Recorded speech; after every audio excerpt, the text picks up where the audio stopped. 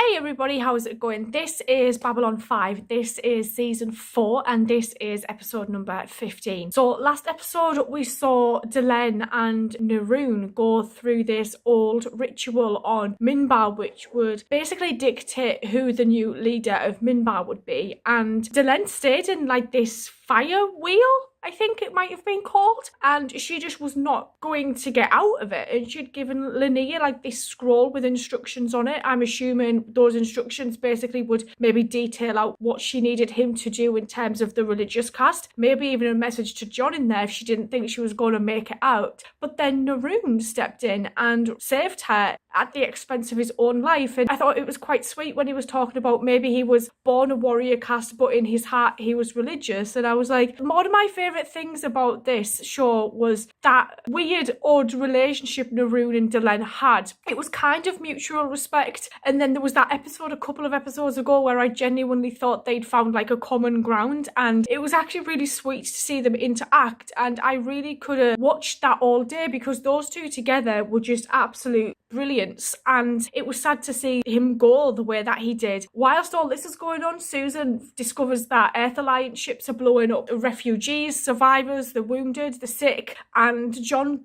is basically now saying, look, we're taking this war to Clark now. We've got to do something. Start with Mars and we'll go from there, basically. And I'm like, holy shit, this can just go insane. And then we've got Bester coming in interfering and things as well. And the way he's been speaking to Lita and Michael is a little bit unnerving. I'm interested to see how this goes, so let's go. By now, most of you have heard of the attacks against civilian targets by ships from Earth. In the latest attack, authorized by President Clark, 10,000 civilians were killed as an example to others. We can no longer tolerate this behavior. Most of your governments have mutual defense treaties with Earth. As of right now, in exchange for our continued patrol along your borders, you break those I'm treaties? declaring those treaties null and void.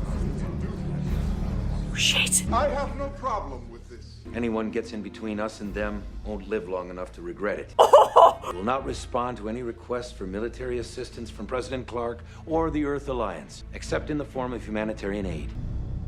From now on, Earth stands alone. Marcus is so efficient at his The job. Heracles under Captain Trevor Hall, the Juno under Captain James Mandala, the Pollux Captain Elizabeth Morgenstern, the Nemesis Captain Yoshi Kawagawa, the Vesta Captain Edward McDougan, and the Furies Captain Stephanie Eklund. Did he know that name? Which of them destroyed the civilian transports? The Heracles Because he and the smiled. Pollux. Do you know either of the captains involved? No, so they're new, which probably means they're loyal to Clark. Uh-huh. Have any of them deliberately avoided shooting at civilian targets? I don't know. We'll get moving. We need to know how many destroyers are committed to the blockade and how many are holding back. Oh, does he think he can do something? Stephen, how are you doing with the telepaths we rescued from the shadows? Well, can wait them for brief periods, but they're still under the influence of the mind control devices. Oh, shit. Haven't found a way to remove them without causing damage. I need them mobile, as many as you can and as fast as you can. Not for this operation, but soon. They've got the place buttoned up tight. We're gonna have a hell of a time fighting our way in there. We'll hit them in waves. Try to isolate the ships we need to destroy from the ones who won't fight unless they have to. And we'll give them a chance to surrender or join up. And if they don't? Boom. We take them out. No surrender, no retreat. Is Londo around? I've got some business in Centauri space. I figured he can help me cut through the red tape. He had to go set up a meeting with you. He had a meeting. Or they can't talk to him about shit anymore, can they? Really? You had a late night. No, not actually. They just got us up very early to brief us on their new campaign. What new campaign? To take back Earth in your outer colonies. Fear. I'm sorry. I thought you knew. Now that you do, I imagine you'll want to sign on again. Not with Sheridan. Have you heard from Marcus yet? He should be almost to Proxima by now. He's standing Good by God. in hyperspace with the first White Star Squadron. The rest of them will be arriving in groups of 2s and 3s, staying just far enough off the beacon to avoid detection. Good. That should give us a jump on those destroyers. I just hope some of them join us. Otherwise, this is gonna get really ugly. You sacrificed your dignity, your pride, your eye to help free Nam. But still, in the process, you did help my own world. And I never thanked you for that. I have no interest in your thanks. I did not think that you would, but it is there anyway. As I said, a hard year. Yes. For the first time in 100 years, we have something in common beyond hatred. And so, a drink to the humans and to the bridge they created between us in the hope for a better future for both our worlds.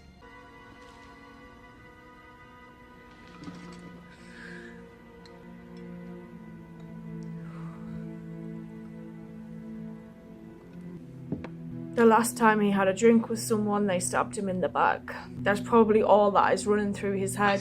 They're clear to leave. I know. Oh. I was noticing the new paint job on the White Star. Man. Won't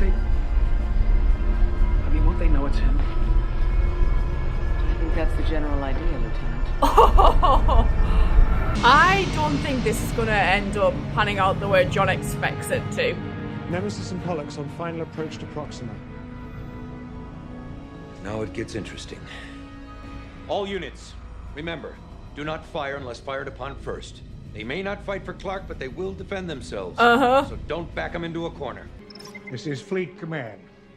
We've got hostiles on attack vector. Vesta and Juno launch fighters and assume point. 10,000 kilometers to optimum firing range. Pulse cannon standing by, ready to fire. Defense grid armed, ready to fire.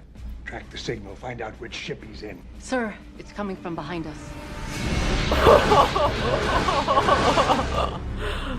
You are ordered to stand down or leave the Proxima system at once. This is what happens when you You're have a in girlfriend who violation builds of you a Proxima shit ton of ships.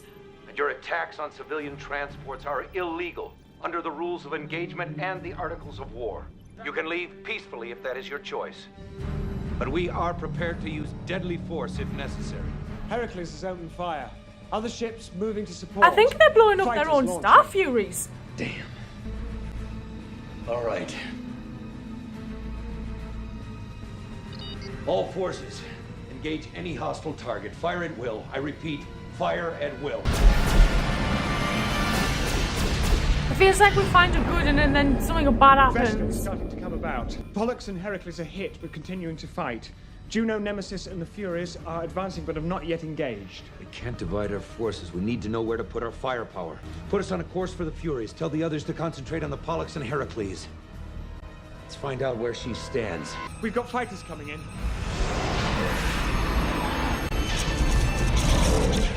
No, I won't fire on her. Mackey's on board. We have no choice. They've locked on, ready to fire. Damn. Prepare to... It's that new guy. Stand by. Mackey, go. Commander Philby's promotion has just been postponed by the crew. The Vesta is non-hostile. We are standing down. Captain, He won't do it. He knows we can't hurt him. He won't fire on us. you don't know that. I'm in charge of this mission, Commander. I will not surrender Proxima or stand trial for following direct orders. I'm the one they'll hold responsible, not you. And I think that's what he's getting scared away. of. You have 30 seconds. I won't let you endanger the ship because you're afraid to face the consequences of your actions. Thank you. Questioning my orders, Commander. I am relieving you of command. Remove Captain Hall from the bridge. Have the captains of the remaining ships meet me here in 1 hour. Let's see if we have survivors or allies.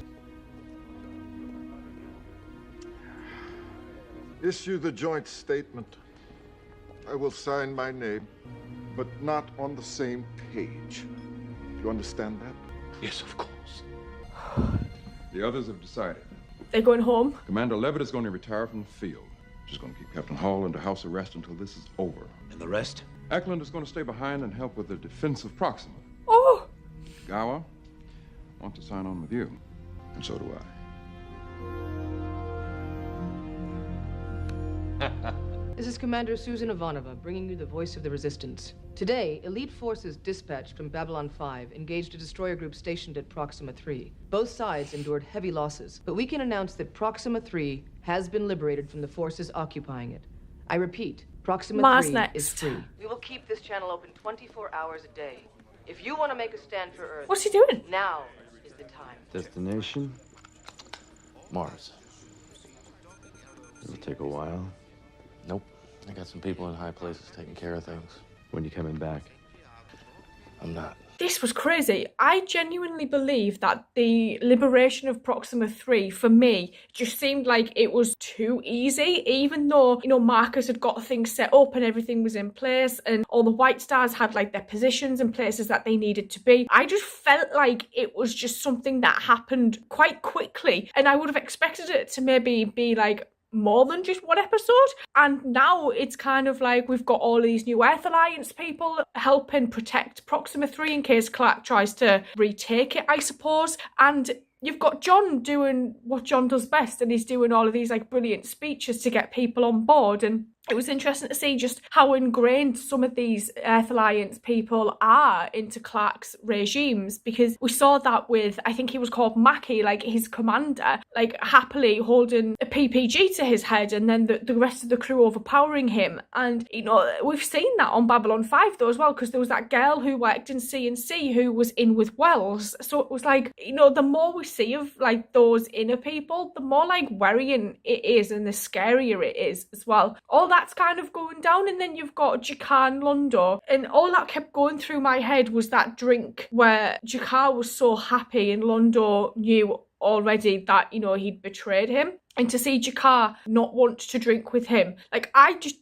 barely like spoke during that entire scene, because I didn't want to, like, I wanted to take every ounce of that in. And, you know, Londo coming to the realization that yes, he was doing it for his people, for his world, but he went about it the wrong way, and it wasn't quite the way that he wanted to, like, save and protect, you know, his world.